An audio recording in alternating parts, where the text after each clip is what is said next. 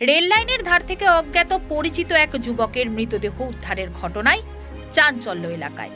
ঘটনাটি ঘটেছে বুধবার চোপড়ার সোনাপুর গ্রাম পঞ্চায়েতের ৩ মাইল হাট রেল স্টেশন এলাকায়। জানা গেছে, স্থানীয়রা এদিন সকালে রেল লাইনের ধারে মৃতদেহটি পড়ে থাকতে দেখেন। এরপর খবর পেয়ে ঘটনাস্থলে পৌঁছায় রেল পুলিশ।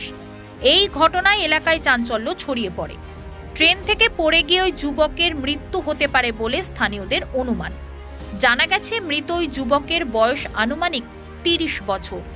তার নাম ঠিকানা এখনো জানা যায়নি।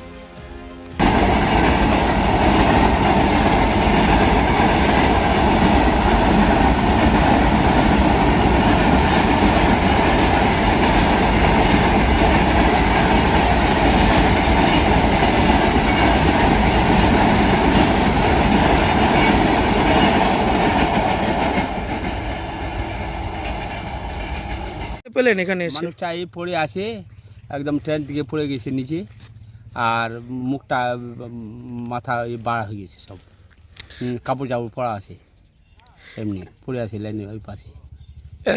কিভাবে কি খবর পেলেন আপনারা? উল্টা উল্টা পড়ছে, বলছে পড়ে গেছে ট্রেন দিয়ে। এখানে অনেকে কথা শোনা গেল যে হ্যাঁ, তো ওই রকমের তো শোনা যায়, বলছে ট্রেনের ডিব্বার গেটের কাছে শুয়েছিল, কীভাবে পড়ে গেছে। এটা কোন জায়গায়, কোথায়? এটা ৩ মাইল স্টেশন। ৩ mile station. আপনি কি এখানকারই বাসিন্দা? এখানকার আখিলগঞ্জ। আপনার নাম? নেসিম। কখন পড়েছে, কখন জানতে পারলেন? সেটা আমরা খালি দেখতে আসলাম। দেখতে আসছেন? দেখতে আছি, কখন পড়ছে না পড়ছে সেটা বলতে পারছি না, আর দেখতে আছি। মেডিও না।